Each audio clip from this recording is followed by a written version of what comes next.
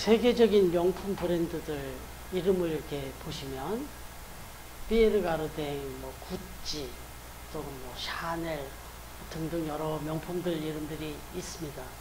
그런데 상당수의 그 명품의 브랜드 이름은 그 제품의 디자이너 이름이거나 또는 창업자의 이름을 따서 그렇게 지은 경우가 참 많습니다.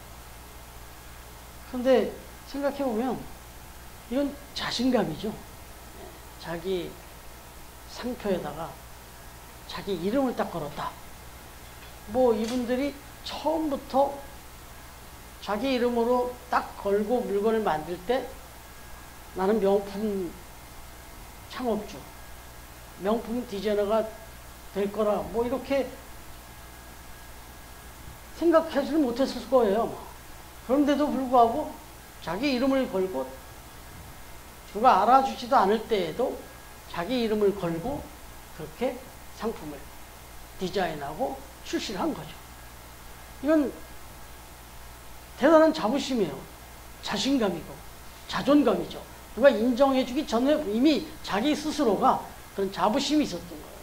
그 얘기는 이 제품에 자기가 정말 모든 걸 다 걸겠다 하는 그런 또 각오도 담겨 있는 거 아니겠습니까? 요즘 우리 주변에도 보면 이렇게 상표와 상호들이 정말 그 자기 이름을 거는 이런 모습들을 많이 볼 수가 있습니다. 뭐 우리나라에 들어와 있는 커피숍도 많이 있는데 그 중엔 또 우리나라 사람들이 커피숍을 창업하면서도 제가 하나 인상적으로 봤던 것은 폴바셋이라고 하는 커피숍. 그러니까 압구정이나 좀 유명한 조금 그 자존감을 가지고 있어서 그런지 좀 비싸다 하는 동네에 이렇게 그걸 오픈해 놓은 걸 봤어요. 뭐 더 우리 산에 가까이 와 보면 이렇게 트럭이 지나가는데 운송 트럭인데 트럭 뒤에 기사의 사진이 딱 붙어 있어요. 그리고 이름까지 딱 써 있고. 그 모습도 너무 보기 좋았습니다. 그리고는 자기가 항상 안전운전을 하겠습니다. 뭐 양보해 주셔서 감사합니다. 뭐 이런 것도 써놓고. 뭐 심지어는 그 과일을 이렇게 주문을 했을 때 과일 박스에도 그 생산자 이름이 막 붙어있는 그런 것도 보고요.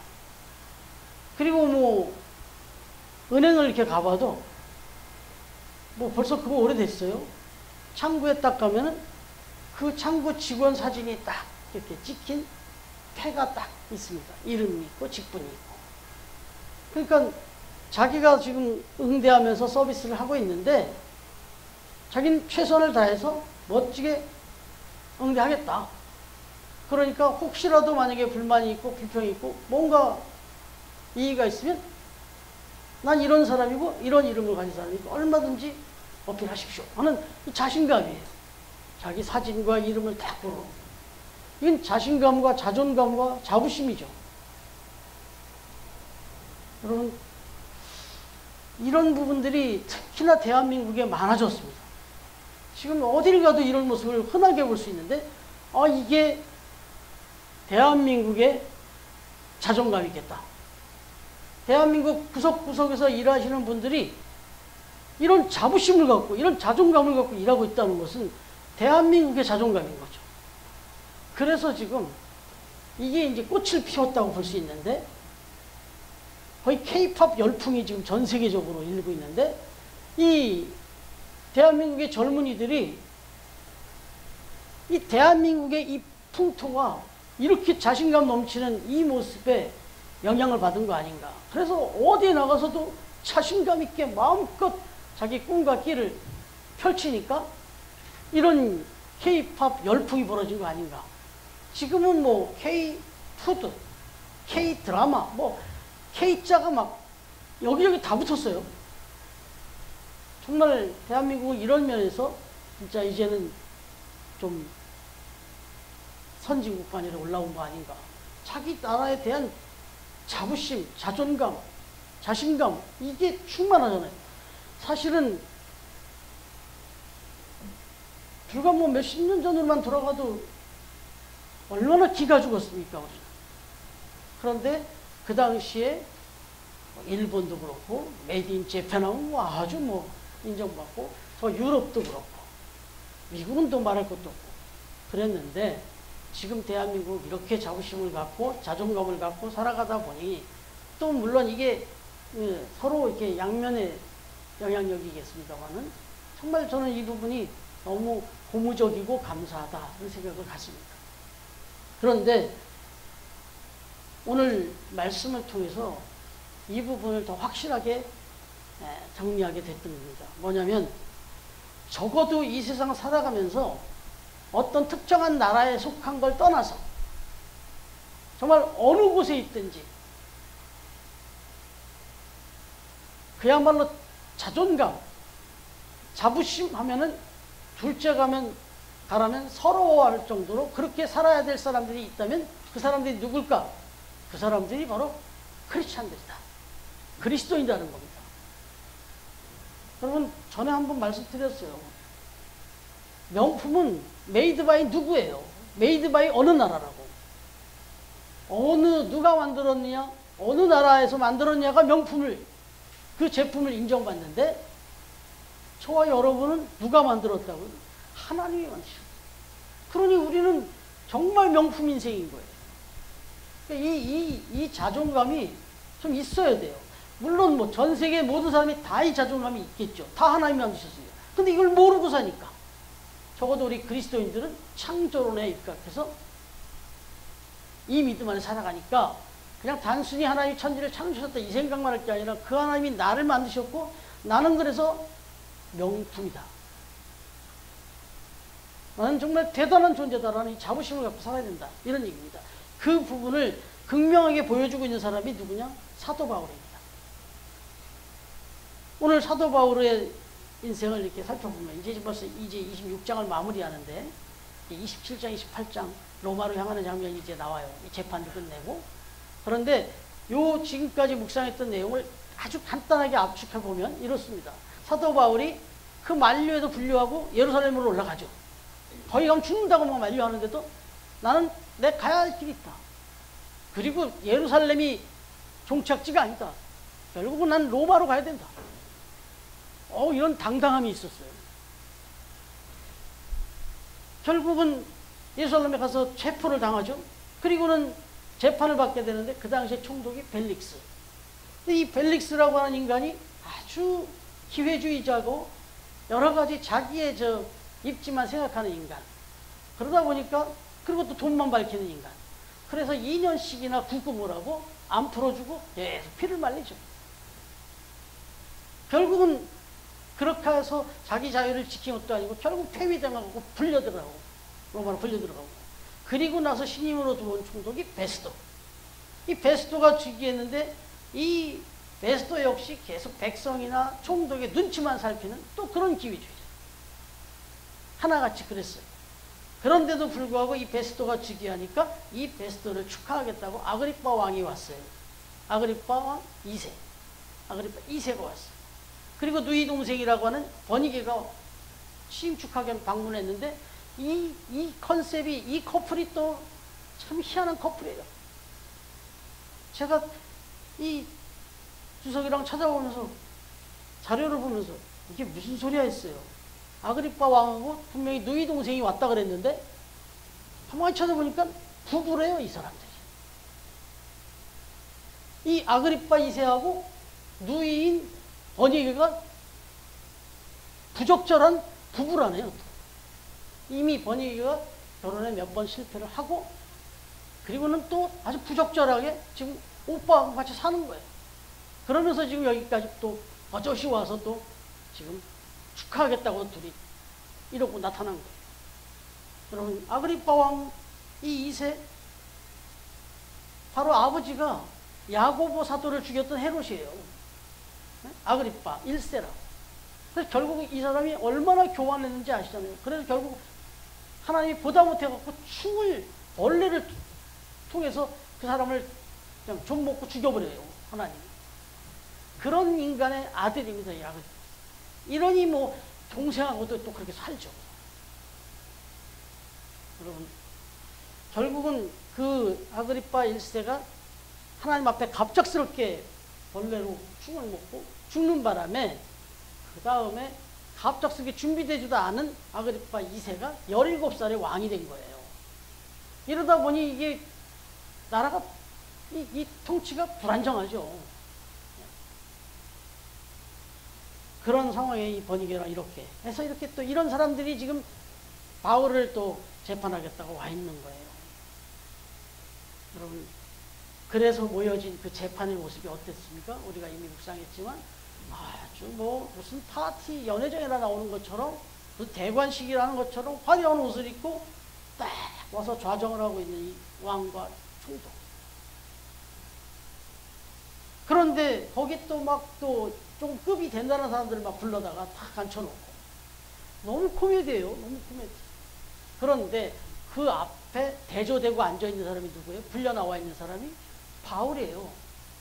이 바울을 거기다 비교하면 얼마나 초라하고 얼마나 행색이 정말 그랬겠어요. 고문은 또 안 했습니까?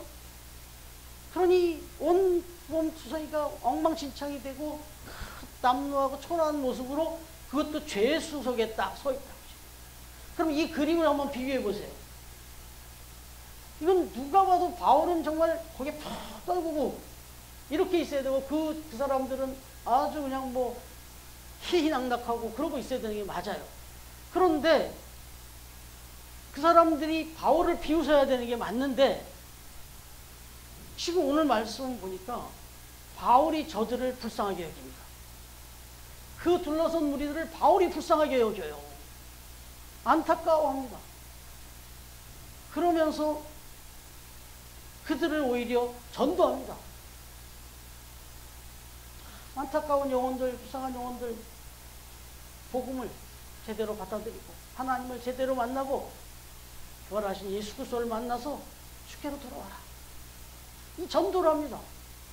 여러분, 이 바울이 이렇게 생각할 수 있었던 건 뭐냐면 그 마음속에 중요한 생각이 있었던 거예요. 뭐냐면 지금 현재가 아니라 내일을 보고 있었어요. 한번 생각해 보세요. 저렇게 화려하게 막 껄껄대고 막 아주 상석에 앉아서 저러고 있지만 저 사람들의 마지막이 어떨지 보이잖아요. 저 사람들의 뒷끝날이 어떻게 될 건지 다 보인다고. 너무너무 안타깝고 불쌍하게 보였어요. 근데 거꾸로 지금 저들 앞에서 이렇게 남루하게 초라하게 비참하게 서 있지만 나의 내일이 어떤 거라는 걸 사도 바울은 확신하고 있었다. 그래서 연수이 찾을 수 있어요? 로마서. 엄마가 좀 도와주시는데 오늘 엄마가 어떤 로마서 8장 18절 찾을 수 있어요? 로마서 8장 18절. 찾으신 분이 한번 할까요, 그러면? 어디 찾았어요? 어떻게? 같이 볼까요? 네. 그러면 우리 선생님 선생님 찾으셨죠? 로마서 8장 18절. 네. 네, 읽어주시죠.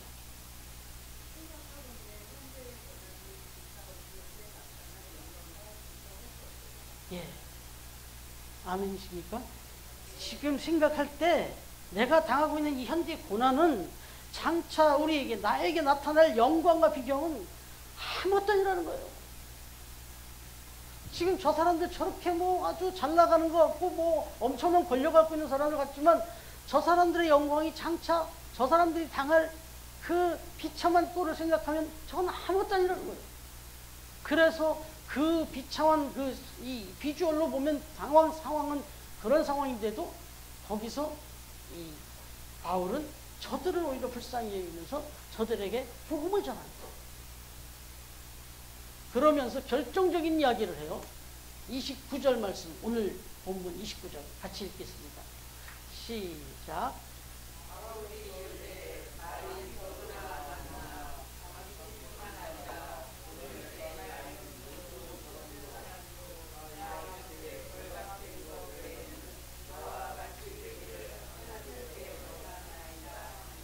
아멘.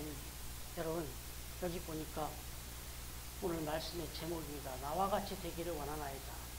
제가 천이상 제목을 너무 길어서 줄였을 뿐이지만 가장 중요한 게 사실 지금 생략되어 있는 거예요. 누구한테 원한다고요? 하나님께 원한다는 거예요. 이 사람들한테 복음을 전해도 당신들이 정말 나와 같이 되길 내가 원한다. 제발 나처럼 행복한 사람이 되라. 나처럼 축복받는 사람이 되라. 이 얘기를 해주는데 하나님께 원한대요. 하나님, 제발 저 사람들도 나처럼 행복한 사람이 되게, 나처럼 복받은, 축복받는 사람이 되도록 저들도 축복해 주세요. 이 얘기예요. 사실 한술 더 나간 거예요. 너무 안타까운 거예요. 아무리 얘기해도 못 알아듣고 깨닫지도 못하는 저 영혼들. 직접적으로야 그거죠. 당신들도 나와 같이 되기 원합니다. 내가 지금 당신들 앞에서 이렇게 초라하고 이렇게 얻어맞고 이렇게 지금 내일을 모르는 이런 모습으로 여러 앞에 서 있지만, 이렇게 아주 형편없는 모습을 있지만, 여러분 정말 중요한 걸 보시고 나와 같이 되기를 바랍니다. 이 얘기를 하는데 하나님께 기도를 하는 거예요. 여러분 그 순간에도 하나님과 함께하고 있었던 거예요. 자기는. 여러분, 그래서 나처럼 부디 예수 그리스도를 믿고 깨닫고 정말로 나와 같이 행복한 사람이 되길 바랍니다. 축복한 사람이 되길 바랍니다. 이렇게 이야기했던 거예요. 여러분, 이제 우리 얘기로 가보죠. 우리 얘기로. 그래서 여러분들은 내가 그리스도인이라는 사실이 자랑스럽습니다. 내가 그리스도이다. 그게 자랑스럽습니다. 예스입니까? 노입니까? 예스죠? 이거 제가 좀 불편하고 좀 송구스러운 질문을 드렸습니다. 그러면 이 예스를 보여주셔야 돼요. 그래서 제가 아는 목사님 카톡에 프로필을 딱 들어가면요, 대문짝만하게 써놨어요. 프로필 한글에. 나는 목사입니다. 나는 목사입니다. 라고 딱 써놨어요. 저도 목사예요. 근데 나도 자랑스러워요. 나도 내가 목사가 된 게 너무 감사하고 목회자로 살아가는 게 너무너무 자랑스러운데, 나 그렇게 대놓고는 못 해봤어요. 그냥 전에 한번 말씀드렸다면 누가 목사님이시죠? 이렇게 알아봐 준 걸로 흐뭇했어요. 주유소에서 기름 넣는데 목사님이시죠? 이러더라고요. 어떻게 알았을까 싶은데 그래도 나를 목회자로 알아봐 주셨다는 게 너무 감사하고 너무 기분이 좋았단 말이에요. 근데 여기는 프로필 딱 밑에 한 줄 넣는 거에다가, 물론 저는 우리 교회 표어를 항상 넣는데 나는 목사입니다. 그거는 아주 환하게 웃고 있는 사진을 딱 올려놨어요. 그 한 장에 딱. 아직도 저는 그걸 좋아만 했지 바꿔보지는 못했는데, 여러분의 프로필을 딱 들어가면 나는 크리스찬입니다라는 게 좀 딱 나타나죠. 그 사진에 누가 봐도 이 사람은 그리스도인이구나 하는 게 딱 나타나야죠. 정말 자랑스럽다네. 명품이 정말 자랑스러운 그거 막 어떻게든지 보여주고 싶잖아요. 내가 그리스도인이라는 게 정말 자랑스러우면 어떻게든지 누구든지 나를 아는 어떤 불특정 다수가 나를 보면 나는 그리스도인이라는 걸 느끼게 해줘야지. 이게 진짜 내가 자랑스러운 거죠. 여러분, 왜 그러면 때로는 자랑스럽지 못할 때가 있을까? 이거는 그거죠. 아주 치사한 거고 아주 초라한 건데, 교회도 안 다니는 넌 크리스찬이 나보다 훨씬 잘 나가는 것을 보면, 막 너무 형통하고 너무 잘 나가는 모습을 보면, 열심히 신앙생활하고 내가 교회에 정말 최선을 다해서 봉헌도 하고 내 시간과 물질을 다 드리면서 정말 믿음으로 산다고 사는데, 그런 거하고 일절 관심도 없고 관계도 없어 보이는 그런 인간들이 너무너무 잘 나가는 거예요. 쭉쭉 뽑고 막 착착 나가요. 이러면 그런 사람들 앞에서 난 교회 다닌다, 난 뭐 교회 열심히 다니면서 행복하다, 뭐 이런 얘기를 말로 하기가 조금 초라해질 수도 있는 거죠. 자랑스러움이 조금 감해질 때가 있죠. 또 하나는 좀 이름 있다는 교회 목사들, 또는 뭐 좀 더 큰 기업에서 어떤 좀 장로님들, 이런 분들이 막 대형 비리에 연루됐다는 소식이 막 텔레비에 나와요. 막 성추행을 했니 어쩌니 이러면 사람들 앞에 가서 부끄러워요. 내가 교회 다닌다는 얘기를 하기가. 막 교회 그 비리 원상 이런 얘기가 나가고 뭐 무슨 피리수첩이 뭐 이런 데서 막 그런 게 나오고 이러면 막 부끄러워서 울고 못 있어. 이럴 때 이제 그리스도인이라는 게 자랑스럽지 못할 때가 있죠. 좀 더 구체적으로 들어가보면 그런 것도 있어. 우리는 이제 아침에 다 챙겨가지고 교회를 가는데 옆에서 보니까 배낭 가방 메고 산으로 가네. 여행 가방 탁탁탁탁 끌면서 공항버스로 타러 가네.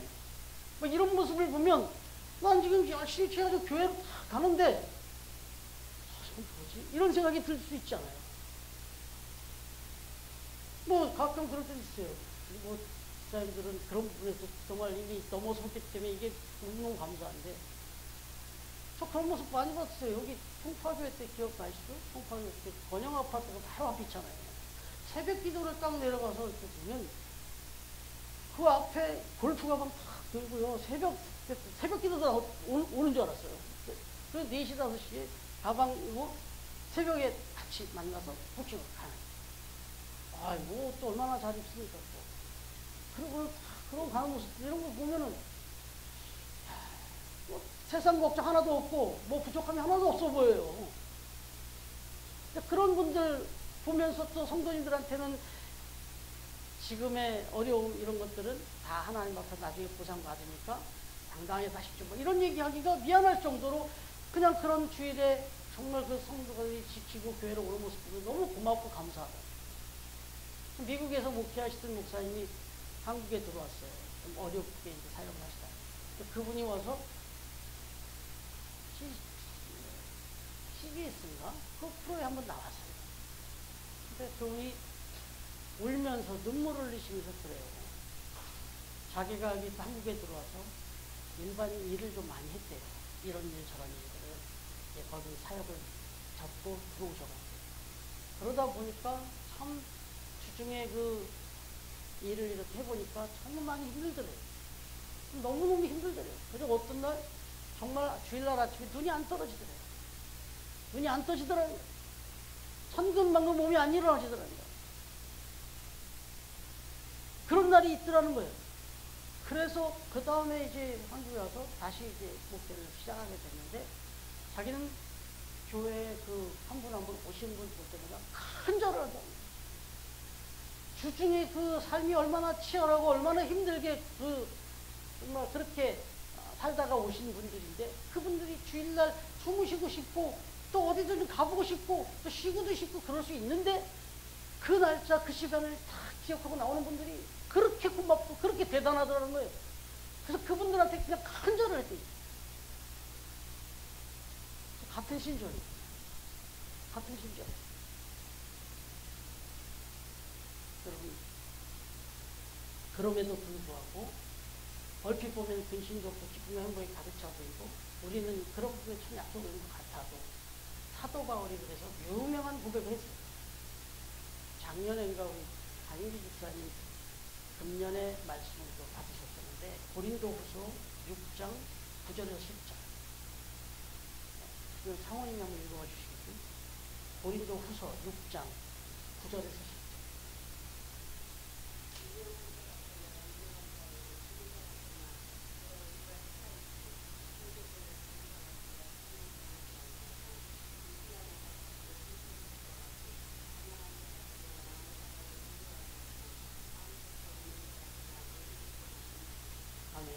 그게 때 단집사님에게 주셨던 하나님 말씀이기도 했습니다. 여러분, 아무것도 없는 자 같으나 다 가진 자로다가 아니라 모든 사람을 막 가난한데도 막 많은 사람을 부유하게 해주는 그런 사람이다. 이게 단순히 물질로 부여해, 가난한 사람이 어떻게 물질로 다른 사람한테 부유하다. 그 사람들의 삶을 부유한 삶으로 바꿔줘요. 그 가치 기준을, 그의 인생의 기준을 바꿔줍니다. 이런 역할을 하는 사람들이 우리다. 이런 자부심이 있는 거죠. 항상. 이게 사도 바울의 자부심이었어요. 여러분, 어느 시골 마을에 좀 신비한 풍경이 이렇게 벌어졌다고요. 한 사람이 앞서가고 걷고 있는데 말도 안 되는 일이 벌어진 거예요. 돼지들이 줄을 지어서 막 이렇게 무리로 막 따라가더라는 거예요. 돼지들이. 근데 이건 말이 안 된다네요. 저는 그걸 경험을 못 해봐서. 돼지 무리 자체가 이렇게 한 줄 줄 서서 막 사람을 이렇게 졸졸졸 따라가는 스타일이 아니라는 거죠. 그래서 제가 떠올려보니까 진짜 그런 것 같아요. 그냥 막 천방지축이잖아요, 돼지는. 그래서 돼지를 몰고 가려면 막 채찍으로 막 딱 때려가면서 막 이렇게 뒤에서 막 때리면서 이렇게 몰고 가야 되지. 앞에 가면 뒤에서 돼지가 졸졸졸 따라오는 일은 없다는 거예요. 있을 수가 없다는 거예요. 그런데 그러더라는 거예요. 그래서 정말 따라가 봤다는 거죠. 따라가 보니까 도착지가 도축장이더라는 거예요. 근데 결국은 그렇게 다 도축장을 몰아놓고 결국은 다 죽은 거예요. 그래서 이걸 물어봤다는 거예요. 이 따라간 사람이. 아니 도대체 어떻게 하면 돼지가 그렇게 줄줄줄 따라갈 수가 있냐. 그것도 도축장으로. 이야기를 했더니 그거요? 별거 아닙니다. 그러더니 콩주머니 하나를 꺼내주더래요. 주머니 이렇게 뜯어진 콩주머니 하나를 꺼내주면서 이거라고 그냥 이걸로 가면서 이렇게 조금씩 흘렸다는 거예요. 콩조가지를. 그랬더니 그거 주워 먹는다고 줄줄줄줄 따라오더라는 거예요. 그냥. 그래서 돼지 그냥 지들이 알아서 따라왔다는 거예요. 더 죽으러 가는지도 모르고.